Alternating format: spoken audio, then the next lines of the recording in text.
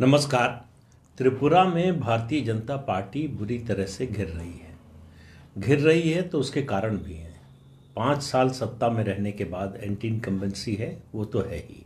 उसके अलावा उसके साथ जो गठबंधन के साथी दल था, जिसके साथ मिलकर चुनाव लड़े थे, पिछला जीते थे, बीजेपी 60 में से 36 जीती थी।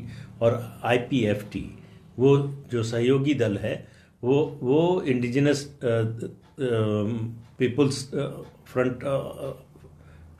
फ्रंट जो है, उसको 8 सीटें मिली थी।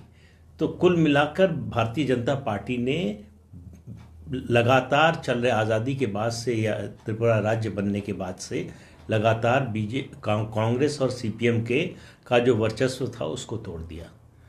लेकिन अब मुश्किल ये है कि उसको बीच में अपना मुख्यमंत्री बदलना पड़ा। विप्लव देव जो उनके मुख्यमंत्री बने थे 2018 में, उनकी बचकानी हरकतें, बयानबाजी और जिस तरह से वो गुटबाजी कर रहे थे, पार्टी अलग अलग गुटों में बंट गई, असंतोष बढ़ रहा था, उस सबको देखते हुए उनको हटाना पड़ा और डॉक्टर साहा को मुख्यमंत्री बनाना पड़ा।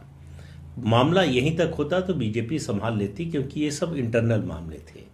तो एक समस्या तो आ रही है कि आईपीएफटी साथ देगी या नहीं देगी। अभी स्पष्ट नहीं है कि गठबंधन होगा कि नहीं होगा। आईपीएफटी नाराज चल रही है बीजेपी से, ये भी सबको पता है। उसके अलावा समस्या दूसरी आ रही है, वो ये कि कांग्रेस और सीपीएम दोनों ये कोशिश में है कि अलायंस हो जाए उनका। सीताराम येचुरी ने कहा कि बीजेपी को हराने के लिए अलायंस करने को कांग्रेस से तैयार है। किसी भी तरह से जो भी हमारे साथ और आना चाहेगा, उसको लेकर हम बीजेपी को हराना हमारा मुख्य लक्ष्य है। तो अगर बीजेपी को हराना मुख्य लक्ष्य है तो इसके लिए एक और पार्टी की जरूरत पड़ेगी, टिपरा मोथा। जो प्रद्योत देवबर्मन हैं, जो पूर्व महाराजा हैं त्रिपुरा के, और उन्होंने अपनी अलग पार्टी बनाई है। आपको पता होगा कि देवबर्मन जो प्रद्योत देवबर्मन पहले कांग्रेस के प्रदेश अध्यक्ष थे और 2021 में कांग्रेस से इस्तीफा दे दिया और अलग अपनी पार्टी बनाई। उन्होंने एक शर्त रख दी है सभी पार्टियों के सामने।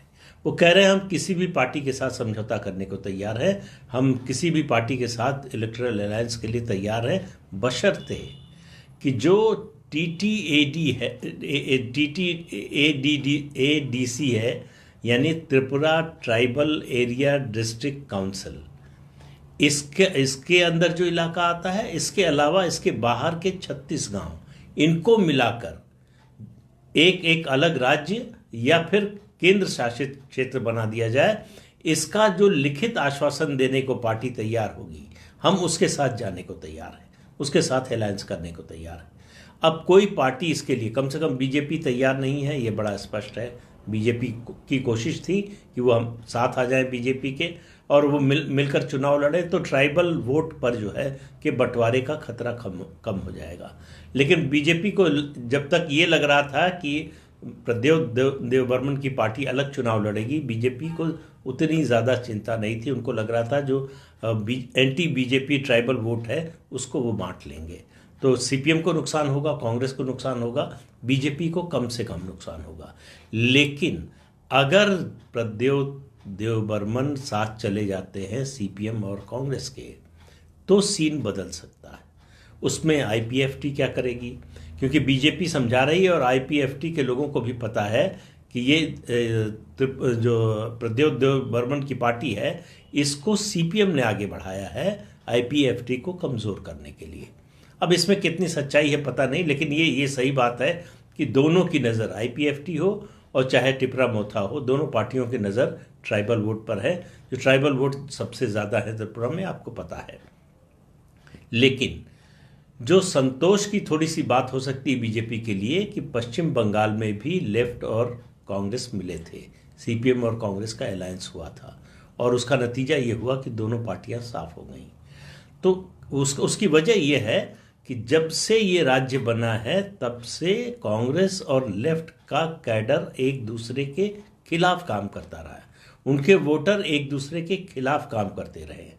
तो इसलिए बहुत से जो एनालिस्ट हैं उनका ये मानना है कि अगर ये अलायंस होता है तो कांग्रेस का वोटर या तो टिपरा मोथा के साथ जाएगा या बीजेपी के साथ जाएगा, वो लेफ्ट को वोट नहीं करेगा।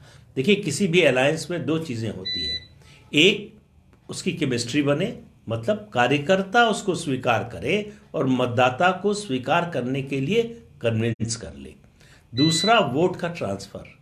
एक दूसरे को अगर वोट का ट्रांसफर आप नहीं करा पाते हैं तो फिर दिक्कत होती है, फिर वो अलायंस काम नहीं करता, फिर वो अर्थमेटिक चाहे जितनी बनती हो, फिर वो केमिस्ट्री नहीं बनती और फिर वो चुनावी जीत में नहीं बदलती। तो बीजेपी के सामने मुश्किलें बहुत हैं, बीजेपी के सामने दिक्कत बहुत है त्रिपुरा में, क्योंकि पहली बार सत्ता में आई 2018 में। बीजेपी का कोई नामो निशान नहीं था 2018 से पहले त्रिपुरा में, एकदम से आई और बढ़कर जो है सत्ता में सीधे आ गई। अब एंटी इनकम्बेंसी भी झेलना है। दूसरी बार सत्ता में आना ऐसी जगहों पर थोड़ा और मुश्किल होता है। पार्टी के अंदर के जो झगड़े हैं वो अलग उस समस्या है। बीजेपी की दो यात्राएं चल रही हैं, एक यात्रा पूरी हो गई है, दूसरी चल रही है। पार्टी का पूरा जोर लगा हुआ है। मार्च में जो चुनाव 3 राज्यों में होने वाले हैं उनमें सबसे महत्वपूर्ण बीजेपी के लिए त्रिपुरा का चुनाव है, क्योंकि त्रिपुरा के चुनाव में अगर लेफ्ट को कहीं खड़े होने की जगह मिल जाती है या कांग्रेस को कामयाबी मिलती है तो ये बीजेपी के लिए बड़ा झटका होगा। क्या बीजेपी उससे उबर पाएगी? ये स्पष्ट होगा जब कॉम्बिनेशन तय हो जाएंगे, जब गठबंधन तय हो जाएंगे, कौन फाइनली किसके साथ जा रहा है, कौन किसके साथ नहीं जा रहा है। ये स्पष्ट होने के बाद कहा जा सकता है कि बीजेपी इस चक्रव्यूह से निकल पाएगी या नहीं। तो आज के अंक में इतना ही। नमस्कार।